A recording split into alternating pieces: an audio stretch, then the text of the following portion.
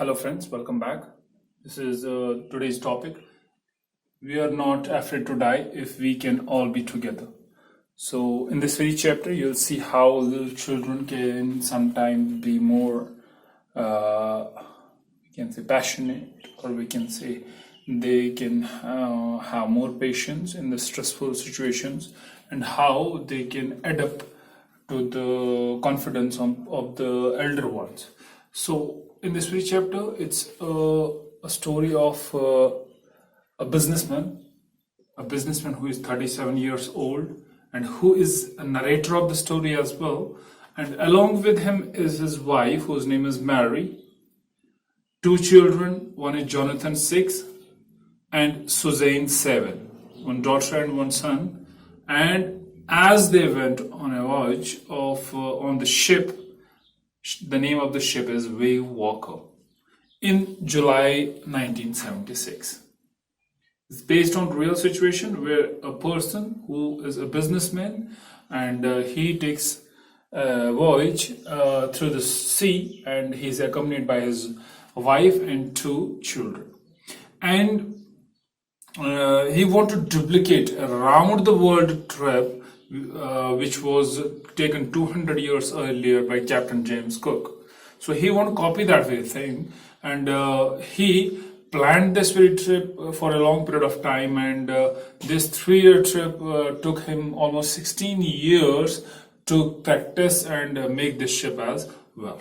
So they started from Plymouth, of a place in England, and went to Africa, Cape Town. It was a pleasant journey. This was one of the most pleasant journey for them, and they enjoyed this very journey very much.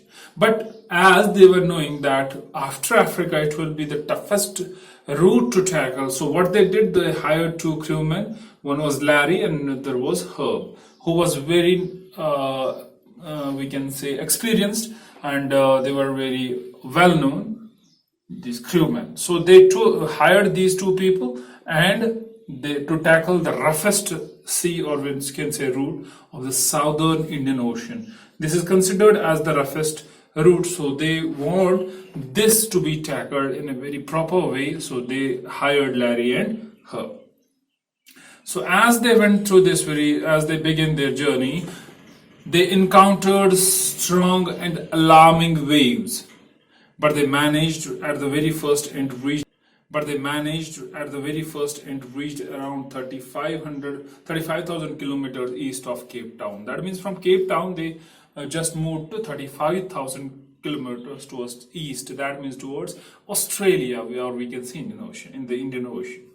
So then they managed. It was New Year's Eve, Christmas Eve, and they just what they did, they enjoyed Christmas over there. But this calmness was not for a longer period of time. On Jan 2, the weather worsened and carried a life at these people, because it worsened so much that they carried certain drills, life raft drill, attached lines, prepared life jackets, and oilskins. So they prepared themselves for the sea. They prepared for any kind of possible mishap or any kind of problem. So they prepared themselves. They prepared all the life jackets and prepared everything. They prepared attaching lines.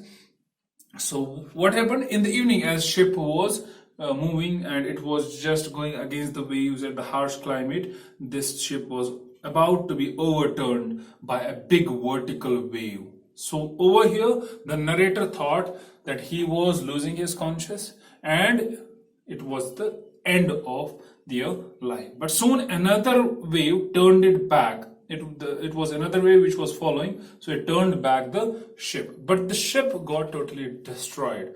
There was a total destruction of the ship, because it was having a lot of holes, and now they need to mend that very thing. And then they were not in a kind of that situation. But soon he gained his conscience and he told his wife to guard the wheel. That means to steer the ship. So he instructed her to steer the ship, and he went to see his children.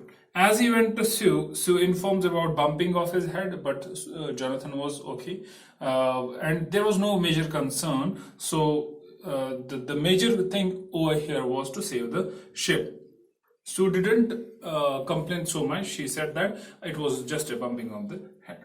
Now they took the tools, but soon the tools spoiled because there was electric short circuit in one, and another one, just because of debris, it got blocked.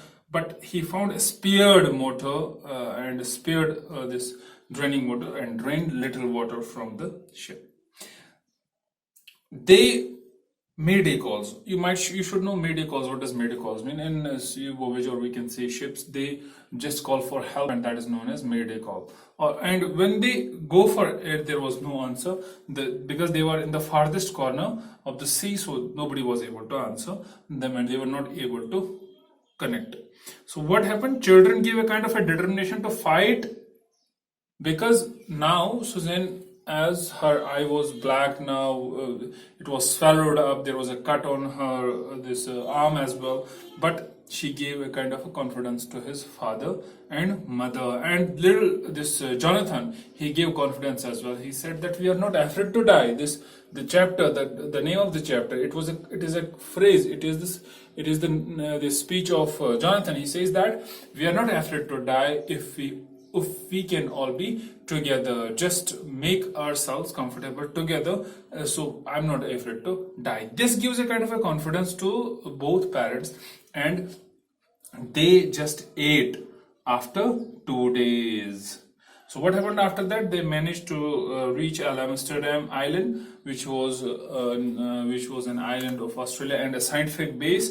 It was a scientific research center in Australia, and it was a kind of a place which was inhabited by the scientists, and this was a place which came as a kind of a surviving, we can say, place for these people. Now, critical appreciation of this very chapter. The chapter deals with sea voyage and survival, a question of concern. Look, here survival was the question of concern, because there was no question that what happened to the children, or what happened to, because if he would have just this author, he would have indulged in such kind of things, that he would have just cared about the children, maybe this ship would have just submerged in the water and just killed each and everybody. But he just tried to make the main concern as survival of everyone. So each day these people fought and survived till the end. This is a kind of theme of the chapter, that if you want to survive till end, you need to fight every day. It's in the world as well. It's that every day you need to fight new war with your inner self or the outer forces, so you survive in the world. The story portrays extreme courage and skill exhibited by Gordon Cook, that means the narrator, and his family and crew members against all odds at sea. Look, the big waves, the debris, the destruction of the sea, without food, all these were the odds which these people just faced with extreme courage, and they exhibited a great skill over here. The narrative describes how optimism, determination, and strong willpower raise one's spirits and help us overcome all stressful situations. Look, it is optimism. First of all, we need to be optimistic. That means we need to have positive thinking against anything. Determination to do anything, and then you should have strong willpower. No, I can do it. Then only you will be able to raise your spirit, your inner self, and you will be able to overcome all kind of problems in your life. In the phrase, we are not afraid to die if we can all be together, is spoken by little boy John, which shows the bravery of the child and acts as a motivation for other to work against odds. As I told you already, that this boy, as he spoke this very thing, it shows how brave he was. He was not afraid to die, but he wanted everyone to be together. So this gives a kind of a concept of love between family as well. So this needs to be, we can say, we should have this love when we are in kind of a situation where we need support of each other. So there's a narration of first person as Jordan Cook himself narrates the story. So there is first person narration. The chapter has a purpose that we should never accept defeat till the last moment. Look, again, here, determination and optimism, that we should not accept a defeat. We should not say, okay, I'm not able to do this. Accept a defeat. We should not say, okay, I'm not able to do this very thing or that very thing. No. You should not accept that you are defeated. And if you accept you are defeated, you will not be able to do your work. And without accepting your defeat, you will be able to bring laurels to pass, succeed. So, never accept defeat. The title, The Little Children Showed Patience and Perseverance. The little girl endured pain but remained silent, not to bother her father who was trying to save everyone. So these little children, they are a kind of a role model for us, because they, in this pathetic condition, or they showed patience and perseverance or determination to do the things. And this little girl, being this painful situation for her, only being 7-year-old, so she is very immature, but still she acted as mature over here, and she did not bother others so that they can save their lives. So this was all in this very chapter. Hope you got the whole sum up of this very chapter, and hope you will go through the chapter again, and you'll be able to come up with questions, and I'll be there to answer you. So till then, just watch this video and like and subscribe our channel. Thank you very much.